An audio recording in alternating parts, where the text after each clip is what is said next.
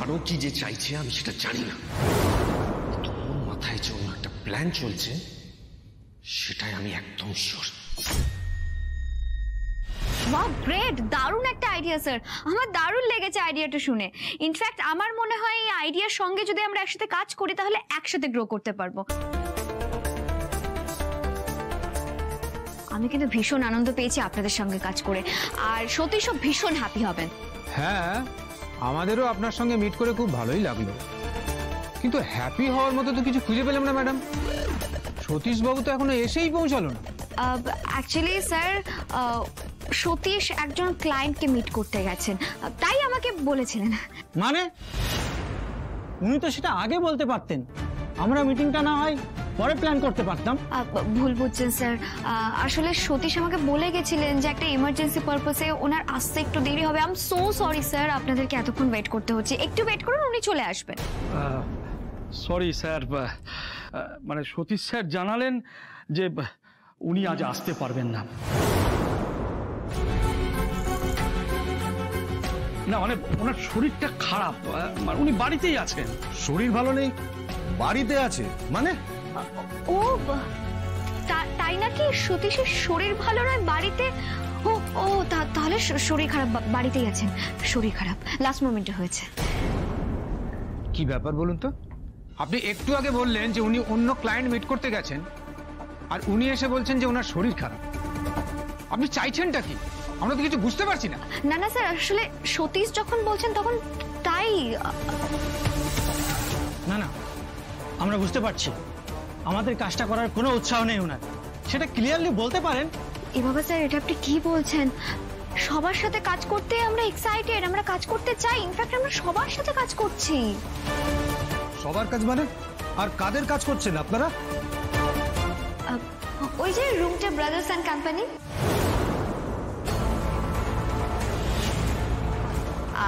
ওনারা অ্যাকচুয়ালি আমাদের ভীষণ ক্লোজ, আর সতীশ হয়তো ওনাদের সঙ্গে মিটিং করতে গেছেন। ইয়ার কি করছেন আপনি?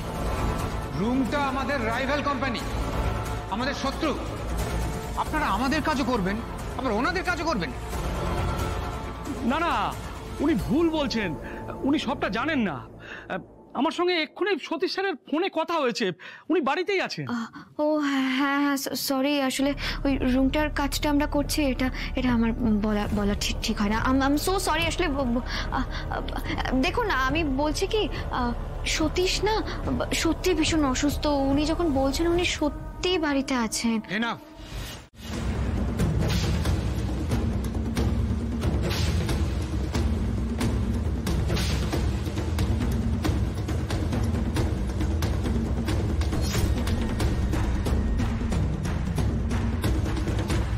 সব বুঝতে পারছি, এগুলো সব স্ট্রিট চালাকি, সব কিছু প্ল্যান করে করছে।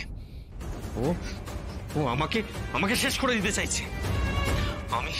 আমি এই সমস্ত কিছুর বদলা নেব। আমার এত টাকার ও লস করে দিল, আমি কিছুতেই ওকে ছাড়বো না, কিছুতেই ছাড়বো না আমি ওকে। আমি আমার কাজ করে দিয়েছি সতীশ, এবার শুধু আপনার ভুল করার অপেক্ষা। স্যার, আপনি নিজে একটা ওই ক্লায়েন্টকে ফোন করুন, না হলে স্যার সব হাতের বাইরে চলে যাবে। আপনি সবার আগে একটা কাজ করুন, শ্রীকে ইমিডিয়েটলি অফিস থেকে বের করে দিন।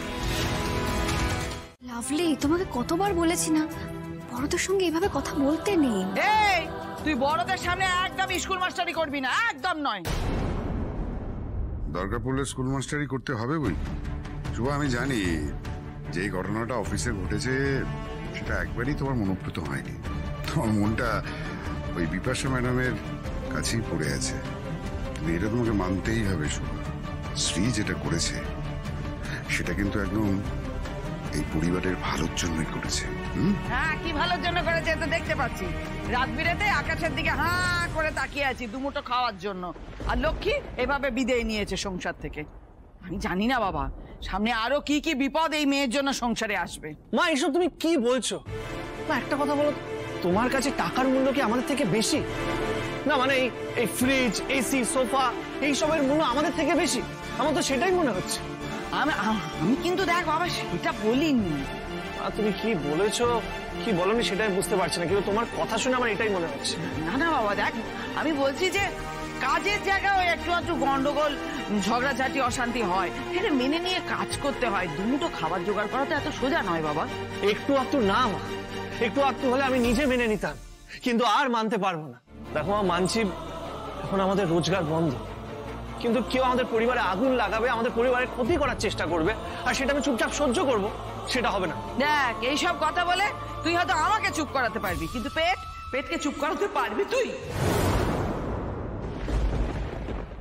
মা, আমার অ্যাকাউন্টে যতটুকু আছে সেটা দিয়ে এই মাসের বাজারের খরচা কিন্তু চলে যাবে। না দিদি, তুমি তোমার অ্যাকাউন্ট থেকে কোনো টাকা তুলবে না, এই মাসের খরচ আমার অ্যাকাউন্ট থেকে হবে।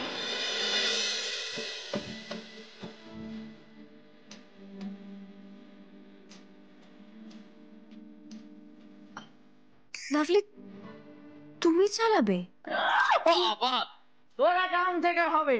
হ্যাঁ, খরচা তাহলেই হয়ে গেছে। কেন মা, আমি নতুন বউ বলে কি আমি সংসারের খরচ চালাতে পারবো না? টাকা কোথা থেকে পাবি তুই? হ্যাঁ, বাড়ির বাইরে কি টাকার গাছ লাগিয়েছিস যে ঝরঝর ঝরঝর ঝরঝর করে ঝাড়া দিলে টাকা পড়বে? আরে তুমি তো জানো মা, আমি রিল বানাই, আর সেই রিল বানিয়ে আমি ভালো টাকা রোজগার করি।